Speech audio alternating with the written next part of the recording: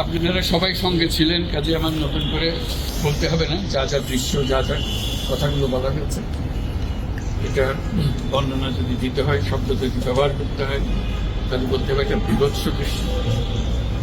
এটা মানুষের মনুষ্যত্ববোধ বলে কোনো জিনিস যা আছে সেটার থেকে বহু গভীরে নিয়ে গেছে। এটা নিশ্চিন্ন করার জন্য মনুষ্যত্ব অর্জনা করে না, নৃশংস প্রতিটি জিনিস যে হয়েছে এখানে। যতটাই শুনি অবিশ্বাস্য মনে হয়, এটি কি আমাদেরই জগৎ, এটি কি আমাদেরই সমাজ, আমরা এটা করলাম।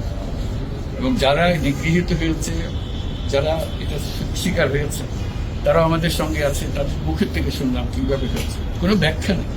এটা ব্যাখ্যা থাকলে কিছু একটা হলে মানুষ বোঝে যে এটার কারণ ছিল।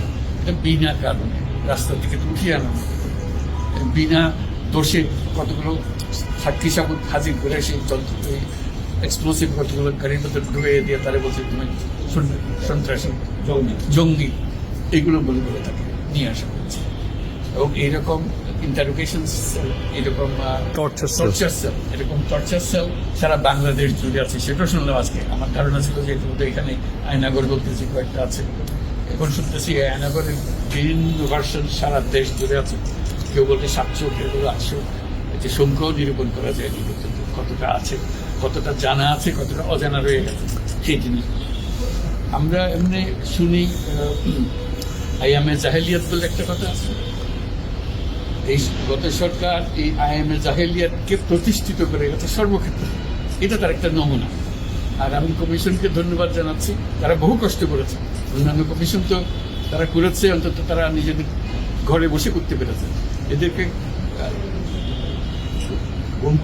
গুম কমিশনের যেটা, তারা কোদালা এগুলো আবিষ্কার করার জন্য আসতে হয়েছে, তাদেরকে বের করার জন্য। কিসের মধ্যে গিয়েছিল, কারা কি করেছে, এখনো ধ্বংসাবশেষ আমরা দেখতেছি। কাজে আমরা দেশের যে চূড়ান্ত অবনতি, চূড়ান্ত রূপ দেখলাম সর্বক্ষেত্রে, এটা তার একটা প্রতিচ্ছবি। কাজে গুম কমিশন যেটা আমাদের সামনে নিয়ে আসলো, সেটা হলো যে কি পরিমাণে একটা দেশকে সর্বদিকে ধ্বংস করা যায়, এমনকি মানুষের একেবারে সামান্যতম যে মানবিক অধিকার সেটুকু থেকে বঞ্চিত করে রেখে দেওয়া হয়েছে। আজকে এটা জাতির জন্য একটা বড় চূড়ান্ত রকমের একটা ডকুমেন্ট হবে। আপনাদের সাক্ষী রেখে, আপনাদেরকে নিয়ে এসে আমরা শরিক হলাম এটাতে। যারা এই ভুক্তভোগী তাদের সঙ্গে কথা বললাম, কয়েকজনের সঙ্গে। ভুক্তভোগীদের সংখ্যা আমার জানার মতো 1700 প্লাস, 1750 প্লাস এরকম যারা ভুক্তভোগী।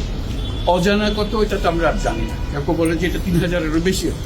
কাজে সেটাও আমরা ধরে নিলাম যে একটা সীমারেখা দরকার, যেটা আমরা অজানা, সেটা কেউ প্রমাণ দিতে পারেনি।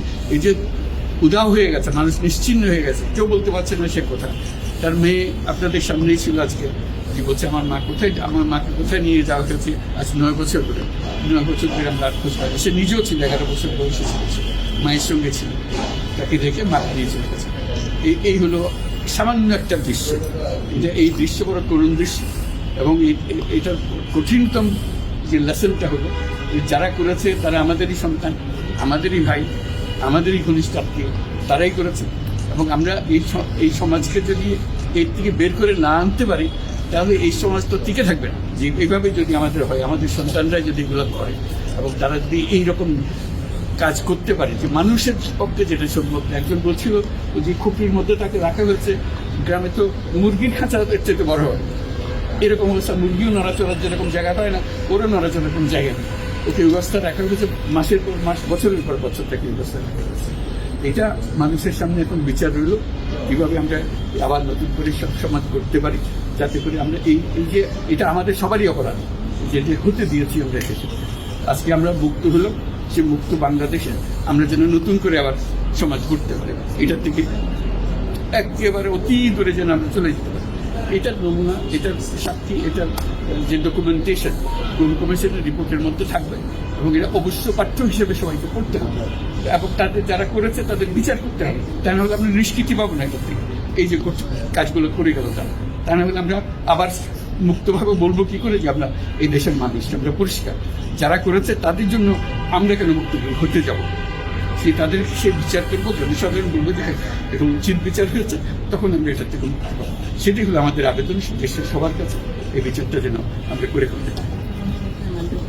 সবগুলো সাইট এভিডেন্স হিসেবে একটা সিঙ্গালা করে দেওয়া হবে, যাতে আইসিটি এভিডেন্স হিসেবে ব্যবহার করতে পারে, সেটা জানিয়ে আমি এইগুলো সব এভিডেন্স যা যা আমরা দেখলাম, এভিডেন্স গুলো সিলগালা করে রাখা হবে, যাতে করে খুব বিনষ্ট করতে না পারে, যখন বিচারের কাছে যে একটা প্রমাণ হিসেবে ব্যবহার করতে পারে, সেই হিসেবে আমরা থাকি। একটা কোশ্চেন এর দুইটা কোশ্চেন করতে দিতে হবে। এটা এই বড় স্টোরিতে আমি এক কোশ্চেন করব। মাননীয় প্রধান উপদেষ্টা, দুইটা প্রশ্ন। প্রথমটা হলো যে আপনার পাশে যে দুইজন আপনার ক্যাবিনেটের মেম্বার দাঁড়ায় আছেন, দুইজনেই কিন্তু জিআইসি বা আয়নাঘরে বন্দী ছিলেন, আজকে তারা আইডেন্টিফাই করছেন, এবং আমরা আরও কয়েকজন সার্ভাইভারের সাথে কথা বলছি, এবং তারা যারা বেঁচে আছেন, ফিরে আসছেন, তারা বলছেন যে তারা রাষ্ট্রের কাছে একটা উপযুক্ত ক্ষতিপূরণ চান, কারণ এগুলো প্রতিটা মামলাতে ওনাদের এক একজনের লক্ষ লক্ষ টাকা খরচ হয়েছে, এবং আপনার সরকার থেকে গুমের সার্ভাইভার এবং গুমের শিকার ভিকটিম ফ্যামিলিদেরকে কোনো ক্ষতিপূরণের কোনো চিন্তা আপনাদের আছে কিনা, এটা আমার প্রথম প্রশ্ন। ক্ষতিপূরণ হিসেবে আমরা দেখিনি, আমরা দেখছি যে ন্যায় বিচারটা তার জন্য হয় অতি তাড়াতাড়ি হয়, যে বিচার দীর্ঘসূত্রিতা করে থাকবে, সেই জন্য এটা থেকে নিষ্কৃতি পায়, এটা আমাদের ফার্স্ট প্রেফারেন্স। তারপর দেখা যাবে তাদের কি করা যেতে পারে। আচ্ছা, মাননীয় প্রধান উপদেষ্টা, আরেকটা প্রশ্ন হলো, আপনারা বলছেন যে এটা সিলগালা করে দিবেন, কিন্তু একটা খুবই ব্যক্তিগত একটা রিকোয়েস্ট, এটা হাজেরা বেগম, উনি মায়ের ডাকের প্রতিষ্ঠাতা, যে সংগঠনটা সবচেয়ে বেশি গুম নিয়ে কাজ করছে, এবং উনি এই র্যাব 1 হেডকোয়ার্টারে, যেটা ডিজি শহীদ মহোদয়, উনিও এটা সম্পর্কে অবগত, উনি মাসের পর মাস এখানে ঘুরছেন তার ছেলের সন্ধানে, উনি আর ওনার মেয়ে একটু এই জায়গাটা ঘুরে দেখতে চান, এটা অনুমতি আপনারা দিবেন কিনা? বিশেষ গুম কমিশন, এটা মানে গুম কমিশনকে যদি আমরা বলি,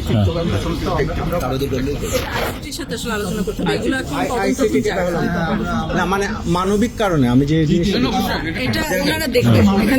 কিভাবে অর্গানাইজ করা হবে, আচ্ছা, কারণ উনি এখানে অনেকবার আসছে এবং কথাবার্তা দেখা ভালো, তার অন্তত মনে একটু পরিষ্কার করে চোখে দেখতে। স্যার, এটাই মানে এই ভদ্রমহিলা তার জীবনটা ফিরিয়ে দিতে পারবো না, যে জীবনের মাধ্যমে সে গেছে, অন্তত দেখলে মনে সান্ত্বনা হবে। আমি জায়গাটা দেখে এসেছি, ওই মেয়েটা, যে বাচ্চা মেয়ে বলতেছেন, আমার মাকে আর দেখতে পেলাম না, কোথায় চলে গেল, আজ পর্যন্ত কেউ খবর দিতে পারবে না সে বেঁচে আছে না মরে গেলে কোথায় আছে।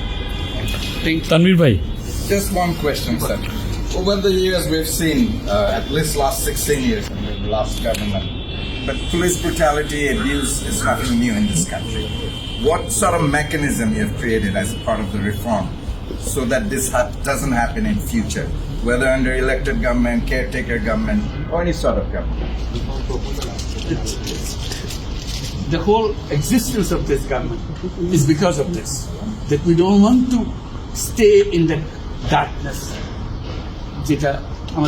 that has been created around us. So we want to create a new environment, new, as we say, new Bangladesh, as the students have been claiming all the time. So that led to the reform commissions. One of them is this disappearance commission, which led us to see this thing. If we didn't have that commission, probably it will be just a storytelling. Nobody will believe, somebody will say yes, somebody will say no. Now they have concrete proof, and now they will go to the justice. So this is one step. And then what happens to the rest of the institutions? You are dealing with something that have done. Will this be repeated in future?